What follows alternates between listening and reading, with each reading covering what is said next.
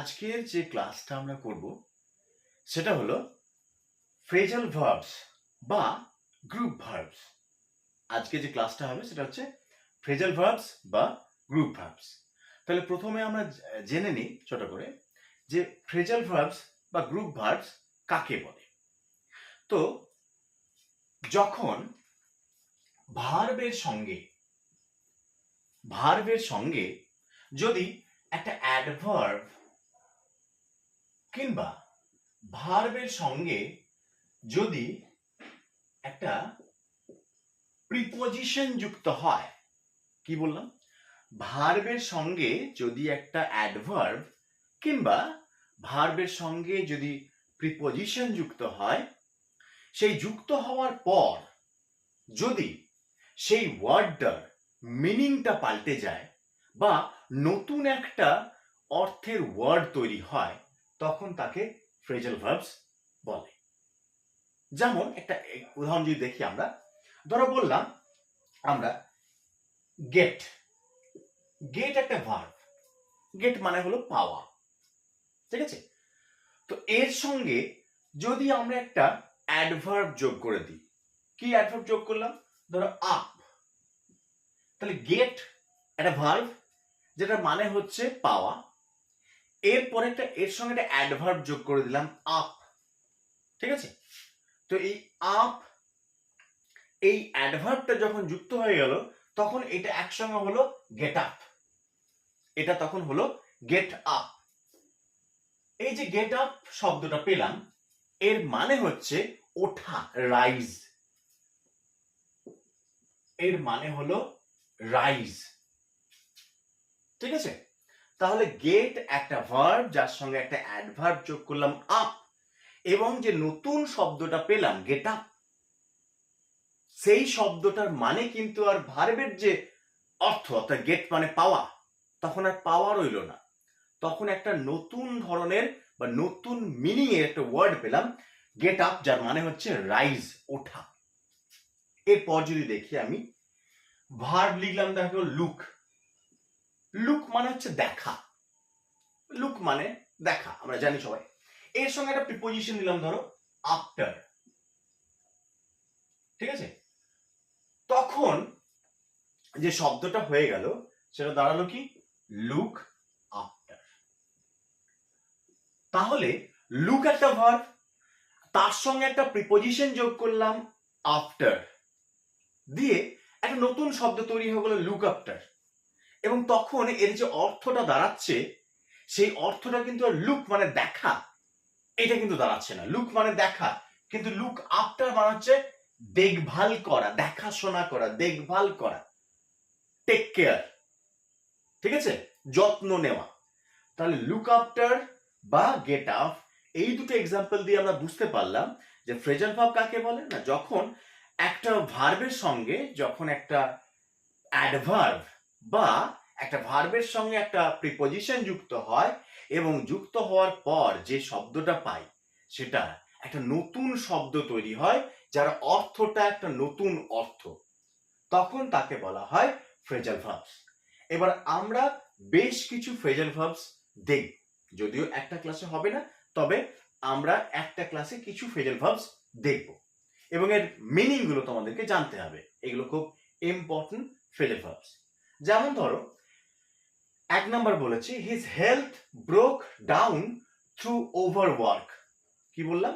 His health, তার স্বাস্থ্যটা broke down, ভেঙে গিয়েছিল, থ্রু ওভারওয়ার্ক, অতিরিক্ত পরিশ্রম করার জন্য। তাহলে কারো স্বাস্থ্য ভেঙে যাওয়া, কারো হেলথ কন্ডিশন ডিক্লাইন হওয়া, কারো স্বাস্থ্য ভেঙে পড়া, ক্ষতিগ্রস্ত হওয়া, তো সেক্ষেত্রে হচ্ছে ব্রোক ডাউন বা ব্রেক ডাউন, যেটা থার্ড ফর্ম হচ্ছে, পাস্ট টেন্সের ফর্ম হচ্ছে ব্রোক ডাউন। তাহলে ব্রেক ডাউন মানে হচ্ছে ডিক্লাইন হেলথ কন্ডিশন, স্বাস্থ্য ভেঙে যাওয়া। তাহলে তার স্বাস্থ্যটা ভেঙে গেছে ওভারওয়ার্ক, অতিরিক্ত পরিশ্রম করার জন্য।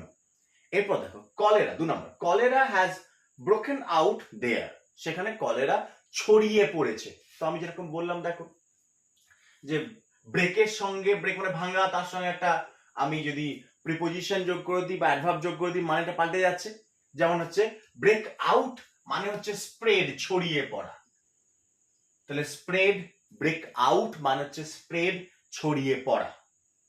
নেক্সট 2 নাম্বার দেখো, দ্য মিটিং, নেক্সট দেখো 3 number, the meeting broke up at 5 PM। তাহলে মিটিংটা ব্রোক আপ হয়েছে, ব্রোক আপ মানে হচ্ছে শেষ হয়েছে, এন্ড শেষ হয়েছে 5টার সময়। তাহলে ব্রেক আপ মানে হচ্ছে এন্ড, শেষ হওয়া। ঠিক আছে। Next 4 number, he was brought up by his sister. He was brought up by his sister. তাহলে ব্রট আপ অর্থাৎ এটা যদি প্রেজেন্ট ফর্ম আমি দেখি, ব্রিং আপ। ব্রিং আপ মানে হচ্ছে লালন পালন করা, রেয়ার। ঠিক আছে। তাহলে ব্রট আপ বা ব্রিং আপ এর মানে হচ্ছে রেয়ার, প্রতিপালন করা, লালন পালন করা। নেক্সট 5 নাম্বার দেখো, I cannot call up his name. I cannot call up his name. আমি তার নামটা মনে করতে পারছি না। তাহলে মনে করা এর অর্থ হচ্ছে রিমেম্বার। তাহলে রিমেম্বার, স্মরণ করা, মনে করা, রিমেম্বার, যেটার ফ্রেজাল ভার্ব হচ্ছে কল আপ। এরপরে দেখো, I carried out his orders. আমি তার অর্ডার গুলো কি করলাম, পালন করলাম। তাহলে ক্যারিড আউট মানে হচ্ছে ওবে বা এক্সিকিউট করা, ওবে পালন করা বা এক্সিকিউট করা।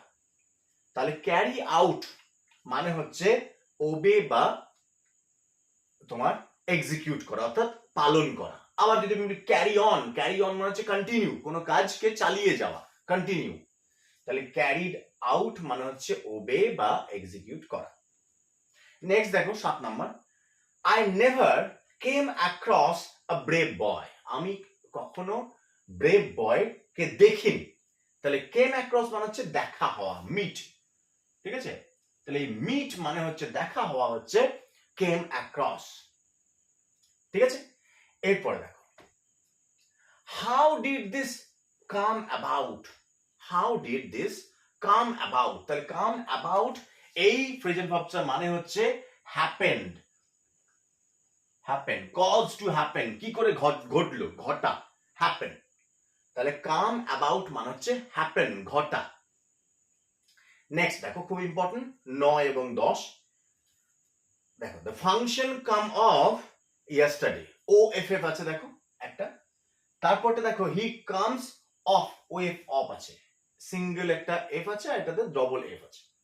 তো ফাংশনটা, প্রোগ্রামটা, ফাংশনটা কি হয়েছিল, গতকাল ঘটেছিল। তাহলে কাম অফ মানে হচ্ছে, কাম অফ মানে হচ্ছে ঘটা, হ্যাপেন।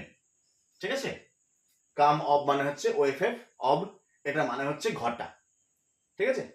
আর কাম অফ মানে হচ্ছে বর্ন, জন্মগ্রহণ করা। তাহলে হি comes of a good family, সেটা ভালো পরিবারে জন্মগ্রহণ করেছে। তাহলে কামস অফ মানে হলো জন্মগ্রহণ করা, আর কাম অফ ওএফএফ এটা মানে হচ্ছে হ্যাপেন বা ঘটা, কোনো কিছু ইনসিডেন্ট, কোনো কিছু প্রোগ্রাম, কোনো কিছু ফাংশন অনুষ্ঠিত হওয়া, ঘটা। তাহলে এই দুটো মনে রাখতে হবে, খুব ইম্পর্টেন্ট। কাম অফ ওএফএফ আর কাম অফ মানে হচ্ছে জন্মগ্রহণ করা। নেক্সট দেখো, he got over difficulties. Got over মানে হচ্ছে কাটিয়ে ওঠা, কাটিয়ে ওঠা, get rid of, get rid of বা ওভারকাম। এটা মনে রাখবে দুটো টার্ম। গেট ওভার মানে হচ্ছে কাটিয়ে ওঠা, গেট রিড অফ বা কাম ওভারকাম। ওভারকাম বা গেট রিড অফ এর মানে হচ্ছে কাটিয়ে ওঠা। তাহলে সে খারাপ সময়কে, সে সমস্যাকে কি করেছে, কাটিয়ে উঠেছে। তাহলে গেট ওভার মানে হচ্ছে গেট রিড অফ বা ওভারকাম।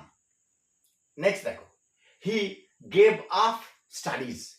তাহলে গেভ আপ মানে হচ্ছে ত্যাগ করা, লিভ।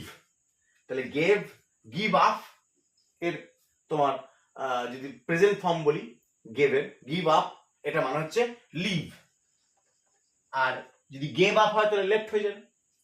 তাহলে এই যে ফ্রেজাল ভার্বস গুলো করলাম, এগুলো কিন্তু খুব ইম্পর্টেন্ট ফ্রেজাল ভার্বস। আরো কিছু আছে যেগুলো আমরা পরবর্তী ক্লাসে আলোচনা করব। ঠিক আছে, থ্যাংক ইউ।